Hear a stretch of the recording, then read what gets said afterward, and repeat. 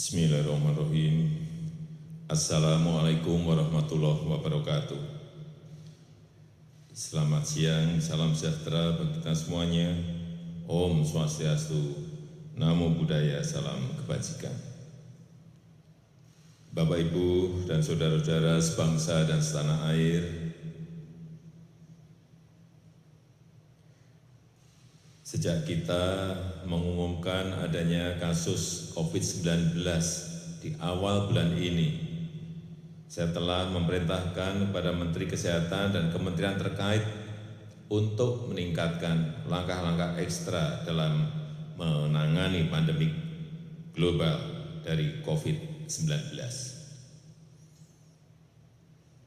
Kita melihat beberapa negara yang mengalami penyebaran lebih awal dari kita, ada yang melakukan lockdown dengan segala konsekuensi yang menyertainya.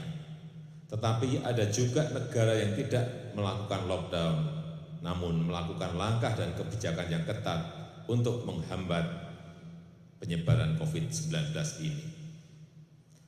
Pemerintah terus berkomunikasi dengan WHO dan menggunakan protokol kesehatan WHO, serta berkonsultasi dengan para ahli kesehatan masyarakat dalam menangani penyebaran COVID-19 ini.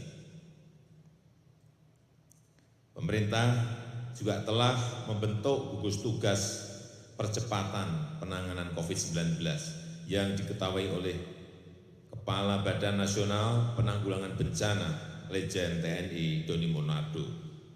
Gugus tugas ini telah bekerja secara efektif dengan mensinergikan kekuatan nasional kita, baik pusat maupun daerah, melibatkan ASN, TNI, dan Polri, serta melibatkan dukungan dari swasta, lembaga sosial, dan perguruan tinggi. Sebagai negara besar dan negara kepulauan, tingkat penyebaran COVID-19 ini derajatnya bervariasi antara daerah satu dengan yang lain. Oleh karena itu, saya minta kepada seluruh gubernur, kepada seluruh bupati, kepada seluruh wali kota untuk terus memonitor kondisi daerah dan terus berkonsultasi dengan pakar medis dalam menelaah setiap situasi yang ada. Kemudian juga terus berkonsultasi dengan Badan Nasional Penanggulangan Bencana untuk menentukan status daerahnya, siaga darurat ataukah tanggap darurat bencana non-alam. Berdasarkan status kedaruratan daerah tersebut, jajaran pemerintah daerah dibantu TNI dan Polri, serta dukungan dari pemerintah pusat untuk terus melakukan langkah-langkah yang efektif dan efisien dalam menangani penyebaran dan dampak COVID-19. Membuat kebijakan tentang proses belajar dari rumah bagi pelajar dan mahasiswa. Membuat kebijakan tentang sebagian ASN bisa bekerja di rumah dengan menggunakan interaksi online, dengan tetap mengutamakan pelayanan yang prima kepada masyarakat. Kemudian menunda kegiatan-kegiatan yang melibatkan peserta yang banyak orangnya, dan meningkatkan pelayanan pengetesan infeksi COVID-19 dan pengobatan secara maksimal dengan memanfaatkan kemampuan rumah sakit daerah dan bekerja sama dengan rumah sakit swasta serta lembaga riset dan pendidikan tinggi yang direkomendasikan oleh Kementerian Kesehatan.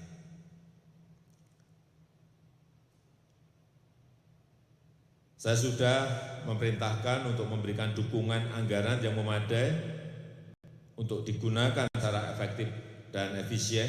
Yang pertama, merujuk pada Undang-Undang Nomor 24 Tahun 2007 tentang penanggulangan bencana yang memungkinkan pemerintah dan pemerintah daerah untuk memprioritaskan menggunakan anggaran secara cepat.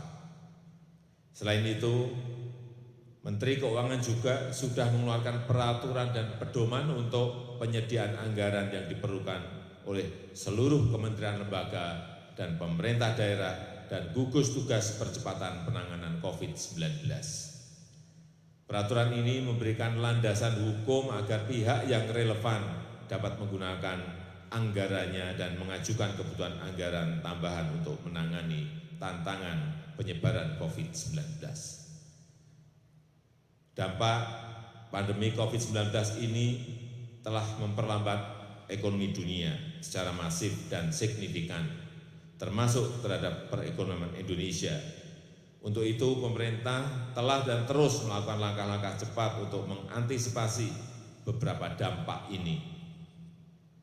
Pemerintah memastikan ketersediaan bahan kebutuhan pokok yang cukup memadai untuk memenuhi kebutuhan masyarakat. Pemerintah juga telah memberikan insentif kebijakan ekonomi sebagaimana telah diumumkan oleh Menko Perekonomian dan jajaran Menteri Perekonomian untuk menjaga kegiatan dunia usaha yang telah berjalan agar tetap berjalan seperti biasa. Saya juga minta kepada kepala daerah untuk mendukung kebijakan ini dan melakukan kebijakan yang memadai di daerah. Saya dan seluruh jajaran kabinet terus bekerja keras untuk menyiapkan dan menjaga Indonesia dari penyebaran COVID-19 dan meminimalkan implikasinya terhadap ekonomi Indonesia. Sebagaimana kemarin telah disampaikan bahwa salah satu menteri kami terdeteksi positif terinfeksi COVID-19. Langkah-langkah antisipatif telah dilakukan dan saya yakin bahwa para menteri tetap bekerja penuh seperti biasa. Bahkan hari-hari ini para menteri bekerja lebih keras walaupun sebagian dilakukan dengan cara online untuk mengatasi isu kesehatan dan mengatasi dampak perekonomian akibat COVID-19 ini. Terakhir, kepada seluruh rakyat Indonesia, saya minta tetap tenang, tidak panik, tetap produktif dengan meningkatkan kewaspadaan agar penyebaran COVID-19 ini bisa kita hambat dan kita stop. Dengan kondisi ini, saatnya kita kerja dari rumah, belajar dari rumah, ibadah di rumah. Inilah saatnya bekerja bersama-sama, saling tolong-menolong, dan bersatu padu, gotong royong. Kita ingin ini menjadi sebuah gerakan masyarakat agar masalah COVID-19 ini bisa tertangani dengan maksimal. Saya rasa ini yang bisa saya sampaikan. Terima kasih. Wassalamualaikum warahmatullahi wabarakatuh. Om Santi, Santi, Santi Om.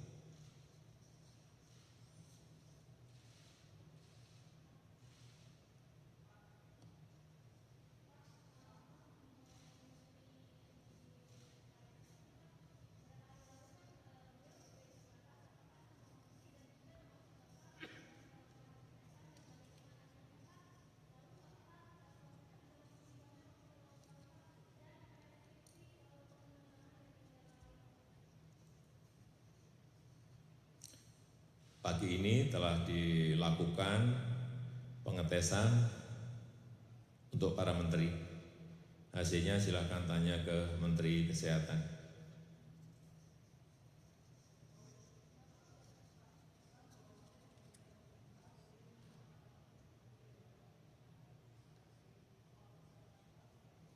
Tidak ada. Kesehatan tetap nomor 1. Kesehatan rakyat tetap nomor 1.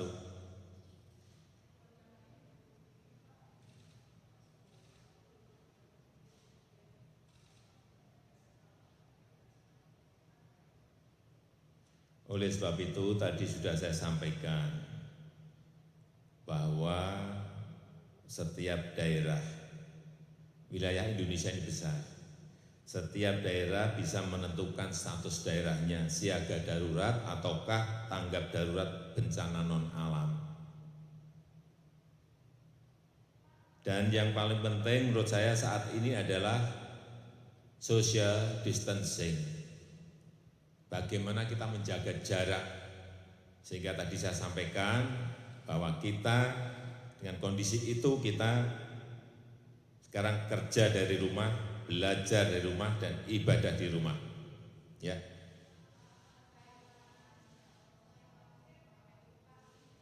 Ya.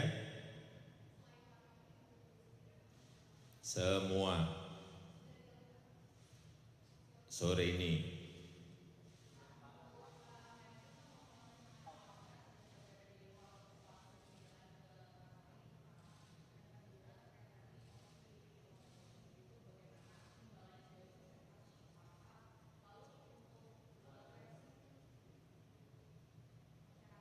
Pak Menteri masih di rumah sakit, di ruang isolasi. Ya.